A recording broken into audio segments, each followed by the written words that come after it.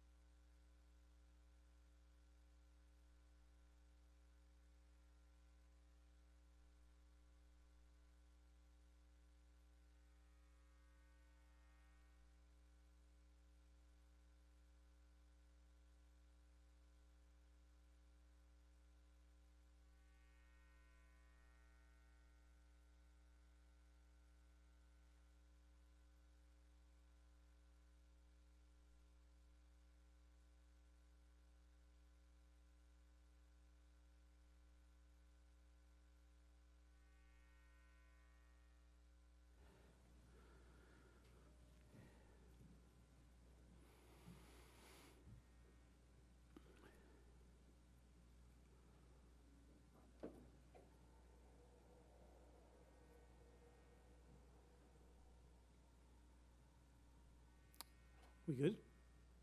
I got the thumbs up. Good afternoon. Thank you for joining us for the Government of Newfoundland and Labrador's COVID-19 update for today, Wednesday, June the 2nd. We're into another month of life with COVID-19 and reaching another exciting milestone here in the province. 300,000 Newfoundlanders and Labradorians have received their first dose. I was fortunate to get mine yesterday, and I was so impressed with how well organized the clinic was. Thank you to everyone working hard to get these important vaccines administered in a timely fashion.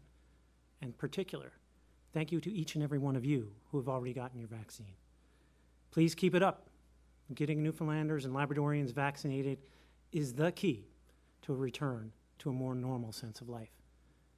A big part of that involves the reopening of Newfoundland and Labrador to travel. And I'm so happy to be able to announce that plan today. Dr. Fitzgerald and her team at Public Health, Minister Haggie, and the Department of Health and Community Services have put together a path to being more like the province was before COVID-19. It's called Together Again. And that's exactly what it does. Now, before I even go into the plan, I have to stress that this all relies heavily on people getting vaccinated here at home and those coming to our province. The phases of the plan are contingent on certain vaccination levels, ones we are reaching with second doses now underway here again in Newfoundland and Labrador. Like everything during this pandemic, it's fluid and dynamic. If there are any concerns or any potential problems with variants or clusters popping up, we will absolutely consider changes, as we've shown we can do in the past. We have shown our ability to quickly and decisively react and act when needed, and we will do so again. The alert level system Dr. Fitzgerald and her team have created and the public health measures we follow have proven themselves effective time and time again. And much like other provinces across the country, thanks to continued vaccinations, we are confident we can start the transition this month. As early as July 1st, when roughly 75% of people over the age of 12 are vaccinated with at least one dose, and there are low COVID-19 case count numbers and low hospitalizations, we are excited to lift the travel ban and welcome recreational travelers to Newfoundland and Labrador. Fully vaccinated Canadians will not have to get tested or self-isolate. Partially vaccinated Canadians must present a negative COVID-19 PCR test result administered within 3 days of their departure date or self-isolate following arrival until the receipt of a negative test result. Unvaccinated Canadians will still have to self-isolate for 14 days after arrival. Newfoundlanders and Labradorians returning home from out of province will have to follow the same rules based on their vaccination status. These include rotational workers and essential workers, and are frankly a little different if you're coming from an outbreak site. If all goes well, there will be additional changes as early as August 15th. I know the media received the plan earlier and had a technical briefing with the opportunity to ask questions, and all the details will be posted online. So I won't go into all the specifics right now. But please, take the time to read it and to share it with friends and families, especially those who may not have easy access online. My friends, what a great moment this is after everything we've all been through. Now, I know the idea of opening may seem a little scary to some, so I want to stress again that your health and safety is our top of mind concern, and we will adjust and change if required. Grandparents can now come home to meet the newest additions to their families and hold the little babies, hug the grandchildren they've been longing to hug for so long. Loved ones can finally get together to grieve anyone they have lost since the time of the pandemic and travel restrictions became necessary. Friends and family can reunite, share laughs, stories, and make new memories together again. We are also so excited to be able to welcome tourists back to Newfoundland and Labrador. Big news today for our tourism operators, businesses, and everyone involved in our local economies who have suffered so much. We have so much to offer here in Newfoundland and Labrador, from the incredible landscape to the warm hearts of our people. Let's share that message. Now with that, I'll turn it over to Dr. Fitzgerald for today's update. Thank you. Thank you, Premier. And welcome, everyone. This is a day many people have been waiting for. The reopening plan is a major milestone on the path to living with COVID-19. After a long 15 months, this is the strongest signal yet that the worst may be behind us. As the third wave is starting to subside across Canada and the level of protection in our population improves through immunization, we must find a way forward in returning to a new normal. The health and well-being of our province will continue to be our primary focus. The plan to ease restrictions is contingent on COVID epidemiology, vaccination rates, and other emergent evidence. And we expect that new cases will emerge from time to time. And if the epidemiology warrants a change in alert levels on a regional level, we will make those adjustments. This too is part of living with COVID-19. Since the media advisory yesterday, we have 17 confirmed cases of COVID-19 in our province. In the Eastern Health region, there is 1 case related to travel. In the Central Health region, we have 4 cases, 3 of which are contacts of a previous known case and are connected to the cluster in the Central Health region. 1 case is related to travel. In the Western Health region, we have 12 new cases.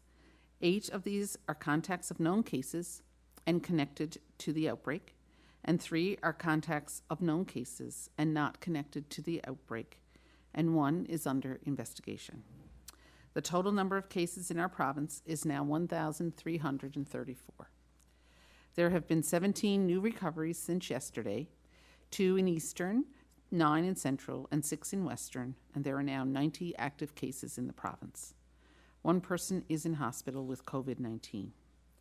A total of 147,884 people have been tested to date. Yesterday, we issued an advisory outlining changes to alert levels in the Central and Western regions. We are seeing reduced spread in the Central Health region. New cases are contacts of other known cases, and this tells us there is a reduced risk of community transmission in that area. So Lewisport to Summerford are now moving to Alert Level 3, or have moved to Alert Level 3, and all remaining areas that were previously in Alert 4 are back to Alert Level 2. We have received results for preliminary results based on screening in the Western region, and that outbreak has been deemed to be due to B1617, which is a variant that originated in India. We expect to have whole genome sequencing to confirm that later this week. Based on the information from public health and where they were seeing positive cases, Alert Level 4 was expanded to include communities along Route 403, which include Flat Bay, St. Teresa's, and Journos. This in addition to the towns already in Alert Level 4, including St. George's, Stephenville Crossing, Stephenville, Port-au-Port East, and all towns on the Port-au-Port Peninsula, and towns and communities along routes 460, 461, 462, 463, and 490.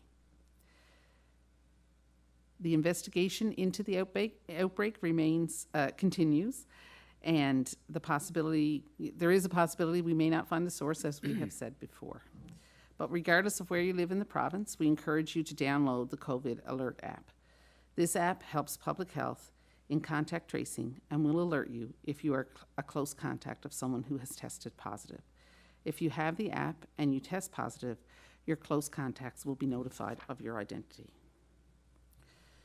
Over 60% of our eligible population has had at least one dose of COVID vaccine, right around 300,000 individuals. And while this is very good uptake, there are still time slots available this week in clinics across the province, and we encourage anyone who is eligible to book their first dose. I cannot overstate how critical it is to be vaccinated. Vaccines are without a doubt the best tool we have in our arsenal to fight COVID-19. If COVID has taught us anything, it is that no one is an island. And as long as we live in society, the decisions others make impact us, and our decisions impact others. Making the choice to receive the COVID-19 vaccine protects you from COVID and protects those around you. The more people we have vaccinated against this virus in our province, the better protected we all are. There is strength in numbers. Strong population immunity is critical to returning to the activities we enjoyed before COVID, to travel, to have parties, concerts, and festivals, to worship in the manner we choose, and to reconnect with loved ones living away. Plans are underway to begin administering second doses, and later this week we will be coming out with notifications on how we will be moving up people to get second doses, starting with those who are booked for second doses in later July and early August. And we expect that that will be coming out at the end of this week. We will also be recommending that the dosing interval between 2 doses be 8 weeks and down from 16 weeks, which we had said previously, because our supply now has improved. The National Advisory Committee on Immunization has released its recommendation on second doses for those who have received first dose of AstraZeneca or Covishield vaccine. Usually the same vaccine is used for both doses in a vaccine series. However, the risk of rare blood clots following vaccination with AstraZeneca vaccine and emerging evidence on mixed vaccine schedules, people who have had 1 dose of AstraZeneca vaccine now have 2 options for their second dose. They can choose to receive a second dose of AstraZeneca vaccine, or they can receive an mRNA vaccine for their second dose, such as Pfizer or Moderna. Individuals may wish to consult with their healthcare provider to help them decide which vaccine is right for them. Both options provide an effective immune response and offer good protection against severe illness from COVID-19. There is still a risk of severe blood clots, known as VIT, associated with AstraZeneca and Covishield vaccine, but the risk with second doses does not appear to be quite as high at this time compared with first doses. As a recap, for those who may have just joined us, we have 17 new confirmed cases since yesterday's media advisory. The total number of cases in our province is 1,334. I'm incredibly proud of the determination that Newfoundlanders and Labradorians have shown throughout the pandemic. I ask for your continued cooperation and adherence to public health guidelines in the months ahead as we embark on the transition to our new normal. Hold fast, Newfoundland and Labrador. Thank you.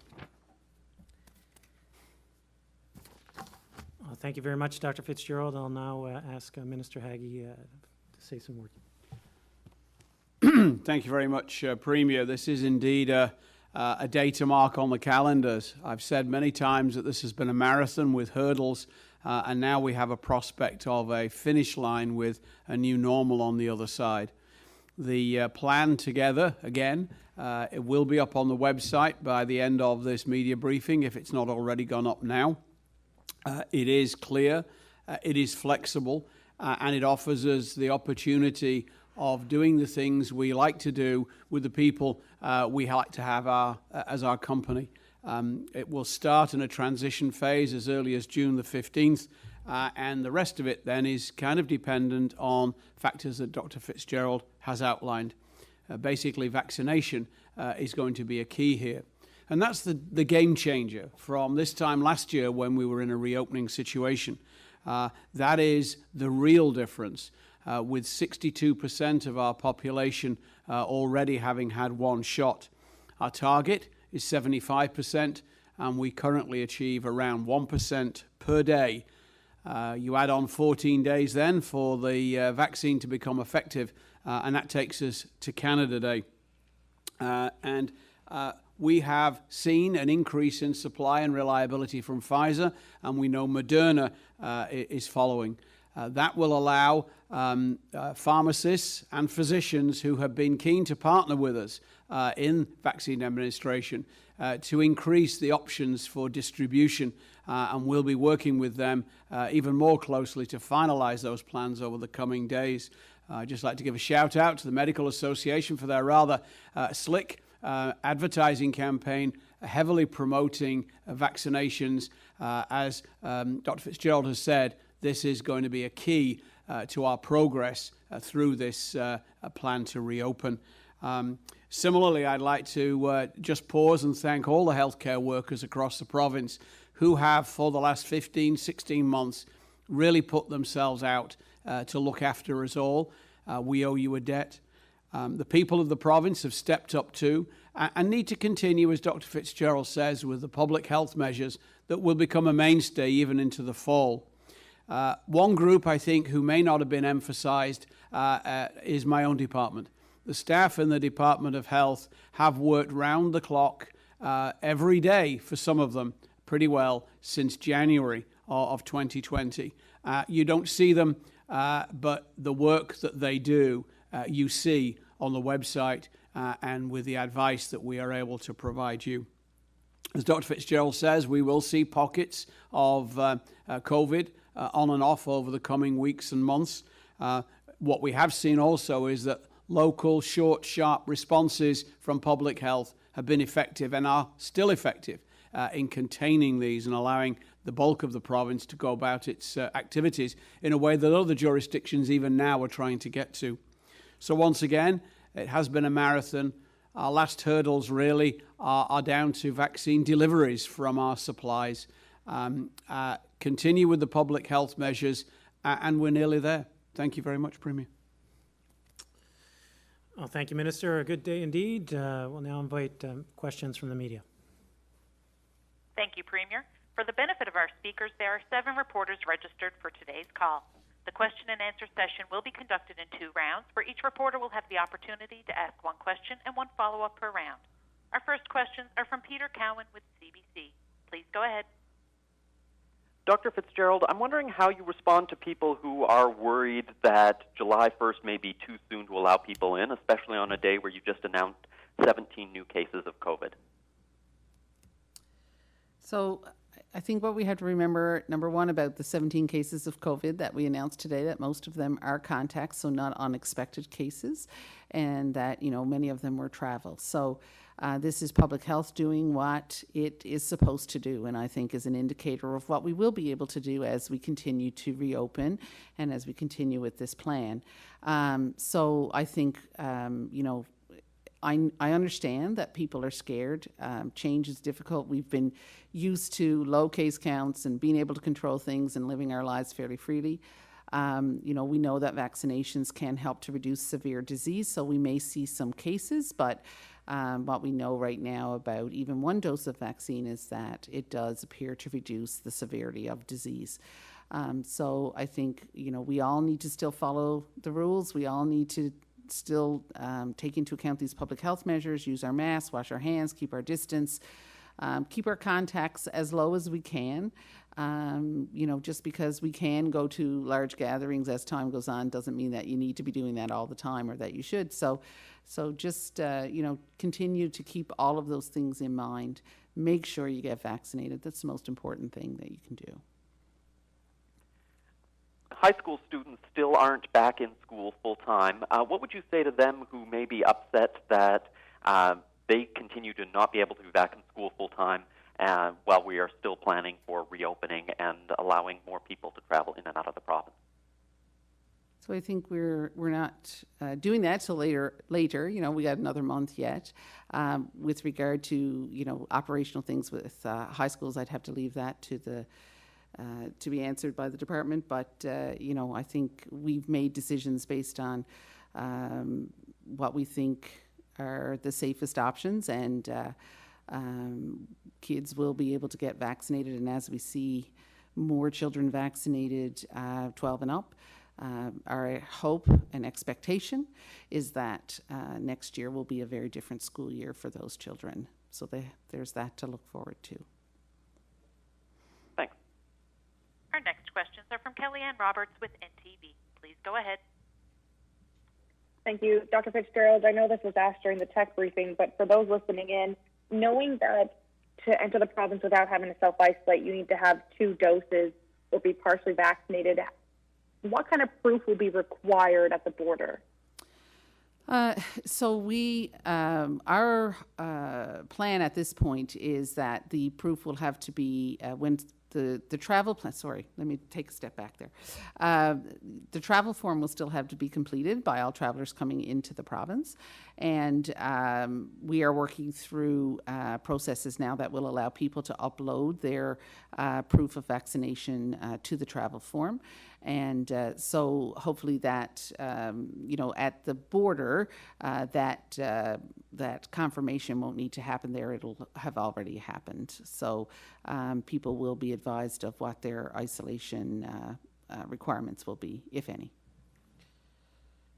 And now that people are getting a chance to work through this reopening plan here and really digest it, knowing that a lot of travel will happen with 2 doses, people obviously going to be eager for those second doses. I've heard of pharmacies that are ready to begin appointments. When can people start looking to book through their pharmacy? The pharmacies will be getting Moderna vaccine. We are waiting on that. If you recall, I've said on several occasions before that Moderna's supply chain is somewhat erratic. We will be supplying it to them as promptly as we can get it. Again, all along, our challenge has been having vaccine in numbers. Those numbers are not controlled by us. We get our share pro rata of the Canadian population, basically. So it's coming, and as soon as it comes, we will pass it along. Thank you. Our next questions are from Sarah Smelly with the Canadian Press. Please go ahead. Sorry, hi. I think I was on mute.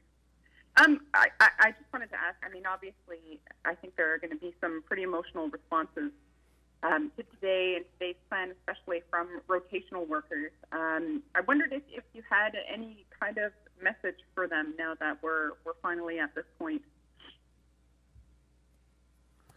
I think we probably all have messages for them, but let me first start by saying that we can't imagine the sacrifice that they put in, and are, as we've all collectively said, are incredibly empathetic to them and their families and what they've gone through in the last 16 months or so. But the finish line is here, and or certainly within our reach, and we can't thank them enough for their sacrifice, their commitment to the province. And we're very much looking forward to life beyond COVID-19, as I'm sure they are. I'm not sure if you have any further comments. The only thing I would add, Premier, is that, we have done our best to expedite the vaccination process for rotational workers in line with NACI guidelines. and that they will no longer be treated any differently than the rest of travellers, with the exception of those who do come from outbreak sites. So I think the playing field, if they felt it was such, has levelled further, and any disadvantage they may perceive has been reduced. So I'm not sure what else to add other than that. So again, another step in the right direction. Thank you. I don't have a follow-up. Thank you. Our next questions are from Richard Duggan with VOCM. Please go ahead. Thank you. With this reopening plan, when we do start reopening, does that mean that we'll officially move to alert level 1? And if not, when does that happen? Certainly not right away. You go ahead, Dr. Fitzgerald. Alert level 1. It's getting to be the bane of my existence. So certainly as we work through this, we think, this is the path to get us to alert level 1. Alert level 1 really is going to be looking at when travel is more free, when, much bigger events are freer, and life is almost back to normal, but, the rest of the world is not, may not be quite there yet. I mean, we know that there's still lots of countries who've got a lot of vaccinating to do, who are nowhere close to where we are with our vaccination rates, and so we need to make sure that the whole world is safe, because if one of us is not safe, then none of us are safe, and so it's really important for us not just to think about ourselves and our country here, in making sure that everyone is vaccinated here, but we need to make sure that the world is vaccinated too. So I think as the rest of the world works through vaccination, and we're at our, over 80 or more percent of people with 2 doses, I think then we'll be looking at alert level 1. So. Thank you. And the reopening plan includes guidance for a gradual return to office spaces and continued return to work. For employers now that will have to decide who to bring back, when to bring them back, what sort of guidance would you give to them? So I think whatever people do, they have to, they have to keep COVID in mind. They have to keep those safety protocols in mind. COVID can still pop up, and there are still people who are not completely vaccinated. And while 1 dose does offer protection against severe disease, 2 doses are better. So we want to make sure that, employers are, number one, encouraging people to get the vaccine. That's very important, allowing, flexible time to be able to get the vaccine. And then to follow those protocols of physical distancing, masking in the workplace, just to reduce the risk, if there is a case of COVID, to reduce the risk of spread even further. So, our goal is, as time goes on, is that if we see cases of COVID, we treat them much as we do cases of other types of communicable diseases, that, we look at vaccination status, we look at closeness of contact, and we may not have the same isolation requirements as we do right now. So these are our goals going forward. So it's really important for workplaces to continue for right now with those physical distancing, masking, hygiene measures, and cleaning practices. Thank you. Our next questions are from Peter Jackson with The Telegram. Please go ahead. It's been fairly straightforward up until now for people coming into the province. They just self-isolate, period. Now we're adding the vaccination equation in there. How is that going to be vigilated? Isn't that going to cause a lot more trouble? So we don't anticipate that it will. We have a system in place for people to submit their vaccine status, then I think that will be, we'll be able to ensure that people are aware of what they have to do when they get here, and what their requirements are for testing and or isolation. And we still have follow-up in place for those who are isolating, and that will continue. The travel form will continue. So I don't think at this point it's going to complicate things. I think a lot of the processes that we have in place already are going to be used to continue to do or to go through this plan. So yeah, I think it'll be fine. We've seen a lot of turmoil online and in person in communities, worried about people who are not isolating, about the virus getting out. Do you feel like people are going to be a bit gun-shy about finally letting go of those fears? Yeah, I think it's going to be a bit of a change, and I think people are going to be nervous to start. But you know, we saw this last year when we opened the Atlantic bubble. People were very fearful, but once we got into it and people realized that, you know, it's not as bad as what we had anticipated, you know, things seemed to settle down and people were happy with it in the end. So I think anytime we change things, it's a little bit, it brings up a bit of anxiety and trepidation. But I think, you know, as we move through this, as we see more people vaccinated, as we see more information coming through about vaccine effectiveness, I think people will feel better about it. Peter, the only thing that I would add there is that these phases are there for people to follow, but as we said from the very beginning, it's not like we're going to not continue to monitor the evidence and the science and the epidemiology as it evolves in front of us. And should there be a required change, then I think we've shown the willingness and the ability to do so quickly.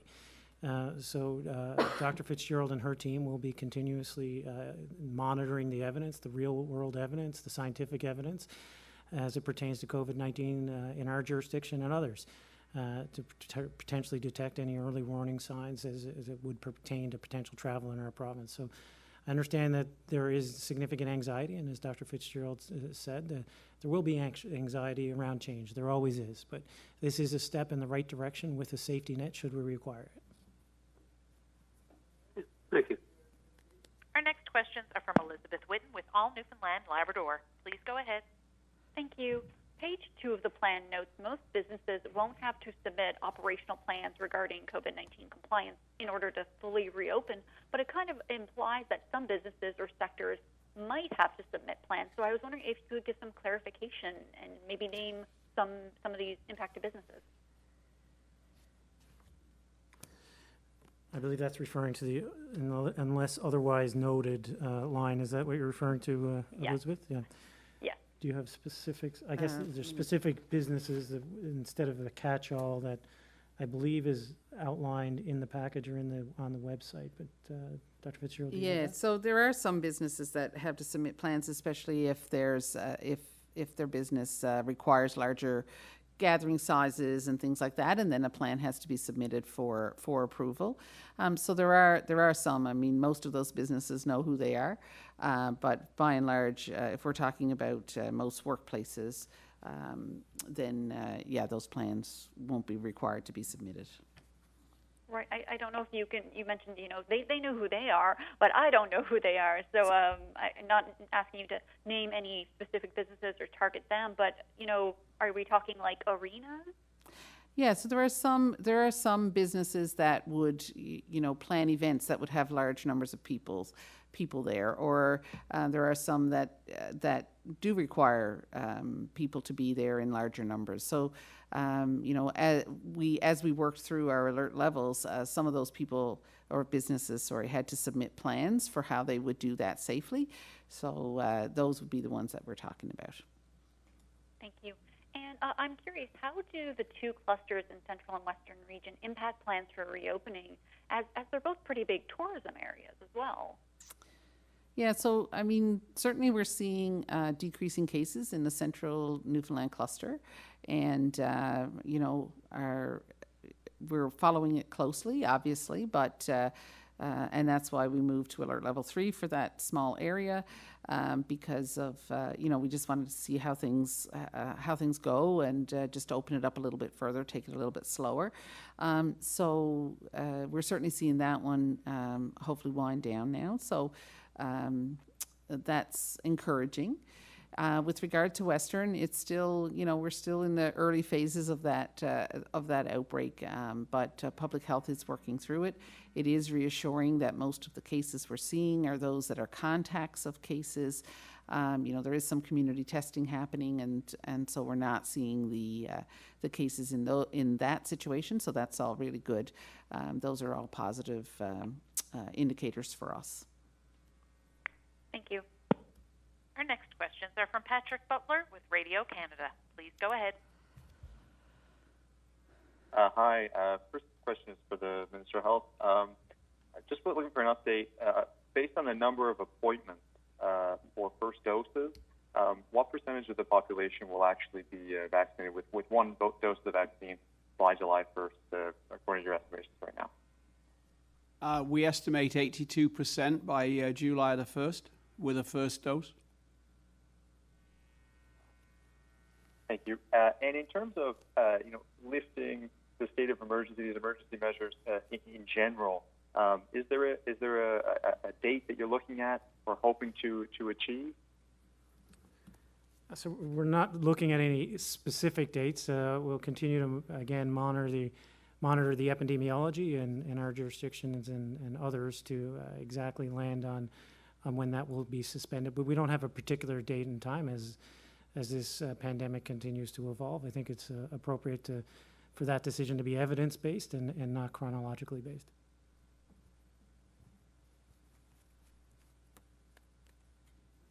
Our next questions are from Peter Cowan with CBC. Please go ahead.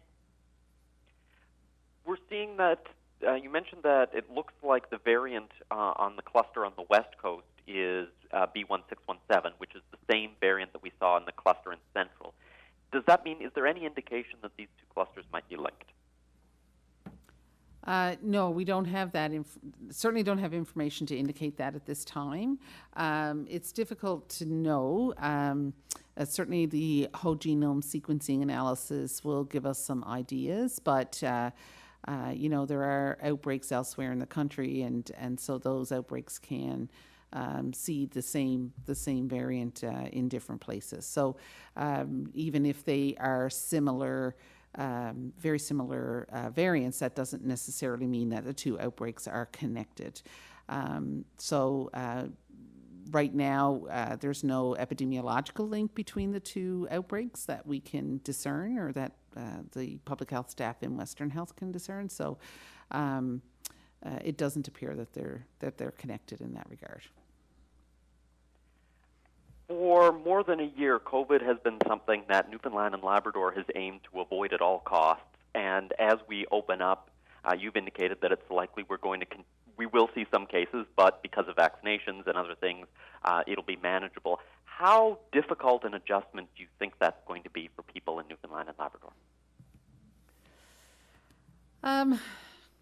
I don't know. I think, we've proven, and Newfoundlanders and Labradorians have proven time and again throughout all of this, throughout the last 15 months, how resilient and malleable, or not malleable, but how adjustable, I guess, they can be.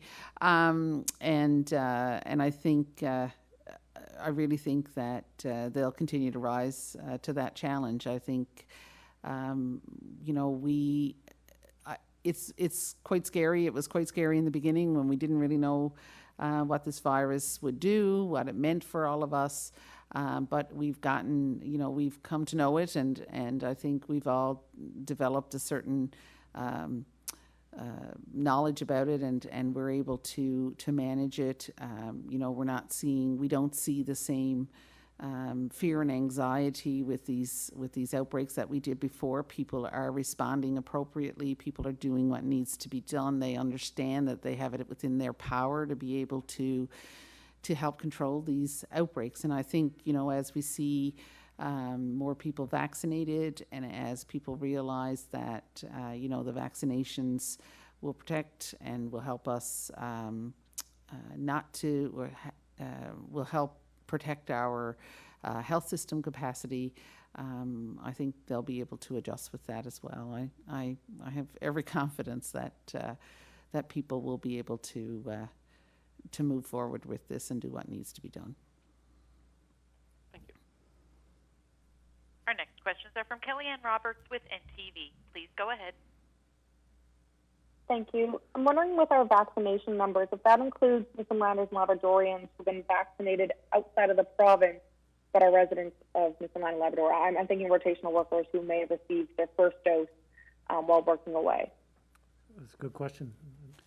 I think the short answer there, Kellyanne, is no. Those are related to doses that we have administered to people we have had in the province when they've had their first dose. We have a national network which will fill in the gaps, but those are our numbers. Okay. Wondering, is there a timeline on when that might be included in our numbers? And then also on AstraZeneca, how will people be able to inform on which vaccine they want for their second dose? So they can book that when they book their appointments. They can indicate that they can book for the clinic that they wish. Is my understanding at this point. So. Okay, so for those, just to clarify, for those that have their second dose that's already been booked, looking to rebook those, or when they go in, they'll just clarify there. I'll have to take that back, Kellyanne. To be quite honest with you, I don't have that information right now, and it may be different with each RHA depending on how they have to operationalize it. So I wouldn't want to speak out of turn and say something wrong. No worries. We'll follow up later. Yeah. Thank you. Thanks.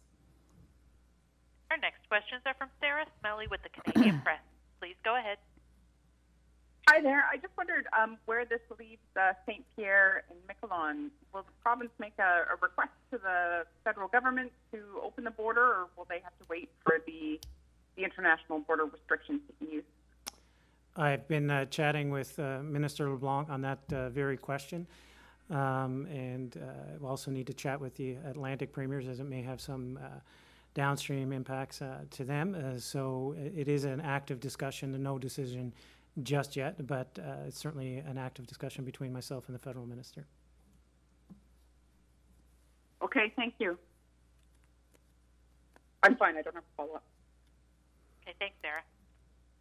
Our next questions are from Richard Duggan with VOCM. Please go ahead. Going back to the B1617 variant for a second, as we've mentioned, it's responsible for the West Coast and Central clusters. It's been said before that eventually one variant does start to dominate once variants are introduced. So is B1617 now the dominant variant in Newfoundland and Labrador? Well, I mean, it is the dominant just because that's the most cases that we have are due to that. But, variants are pretty much what we're seeing now, or variants of concern, I should say, or what we're seeing right now. This variant appears to be somewhat more transmissible even than B117. So if it's more transmissible, we certainly would expect it to become the dominant strain. That's sort of part of evolution and why the reasons, adaptation leads to success. So, we would expect that a more transmissible variant would become the dominant variant. And so I would not be surprised if that's what we see going forward. Okay, and some maritime provinces are introducing a rebate program for visitors, giving them back 20% for staying there. Is there any thoughts of doing something similar here? That's not something we've considered at this point, Richard. Thank you. Our next questions are from Peter Jackson with The Telegram. Please go ahead. I just have one, really, and it's a clarification. I believe you said that the cluster in Central was B6172. Is that the same as the Western, or is the Western not have that extra numerator? So while the reason we say that the Western is 1617 is we have done what we call a screening test. So that just looks for that section of what we call the genome of the virus. So we can't tell which sublineage it is, so the 0.1, 0.2, or 0.3 of B1617 until we do the whole genome sequencing. So we won't have that till later on this week. Okay, thank you. That's it for me. Peter. Our next questions are from Elizabeth Witten with All Newfoundland, Labrador. Please go ahead. Thank you. This question is for the Premier. New Brunswick recently announced they were going to start financially incentivizing travel to that province, and now that tourism operators, I'm sure they've had their eye to this, are basically getting the go-ahead for a July 1st opening. I'm wondering, is the Liberal government here considering a similar financial incentive? That's not something that we've considered at this particular moment. All right then. Thank you. Our next questions are from Patrick Butler with Radio Canada. Please go ahead. Hi. The getting to phase 2 requires 50% of the population having a second dose by August 15th. Does that mean that we're going to have to significantly ramp up vaccine delivery between now and then? I'm just noting the short time frame there. Can you explain how that's going to work? Well, once the majority of people have had dose 1, the regular vaccine supply will be used for dose 2. So we would expect that we would be able to do at least 1% per day for increasing the percentage of dose 2 once we got through all those who were eligible who wanted one. In addition to that, there's the Moderna vaccine, which is expected, and we have, again, promises of significant numbers of that at the end of June or early July. I'll wait and see when that actually arrives, but that will certainly help. And there's also now flexibility in that NACI guidelines don't stipulate that you need necessarily, ideally you should have the same vaccine in the series, but if there is a challenge in doing that, then you could mix Pfizer and Moderna and vice versa, as well as AstraZeneca. So I don't see necessarily we'll have a problem. Our only constraint in achieving those will be if something we haven't foreseen happens to the vaccine supply. And my second question is related to the Atlantic bubble. The other provinces in Atlantic Canada have announced a date for reopening Atlantic Canada, then reopening to the rest of the country. Why did we choose a different approach of going straight to a sort of a nationwide reopening the border? Well, right now there's no consensus amongst the Atlantic premiers on what the bubble looks like conceptually or in practicality. In practice, So we are still talking to the Atlantic premiers, but essentially this creates an Atlantic bubble, if you will. New Brunswick is out with a plan that essentially is somewhat aligned with where we are. So you could argue that there is a bubble, but the greater bubble is the Canadian bubble, and that's where we're all kind of geared towards right now. But hasn't been an exact consensus, but those discussions are still ongoing with respect to what a bubble would look like in light of the New Brunswick plan, and in light of our plan, in light of PEI's plan, and how it pertains to testing, vaccination status, or just freedom of mobility without either one of those. And those are still live conversations. Thank you, everyone. Premier, do you have any final comments for today? Thanks, everybody, for joining today. It's a great day. I know it will be met with some anxiety, and I can appreciate that. But once again, I want to end with where we started, that we have shown that we can react. We will react when needed and take any decisive actions required should the evidence and the science and the epidemiology prove that we need to. Right now, this is a plan to reopen. It's a good, solid plan based on evidence. And I think people should take great comfort in that, in Dr. Fitzgerald and her team for doing the hard work to get us to where we are and to create the path forward. And I'm very much looking forward to a different summer than we had last summer. So please, everybody, do your part, get vaccinated, follow public health guidelines, and this summer should hopefully look very different. Thank you. Thank you, Premier. Stay safe, everyone. Take care of yourselves and each other, and enjoy the rest of your day.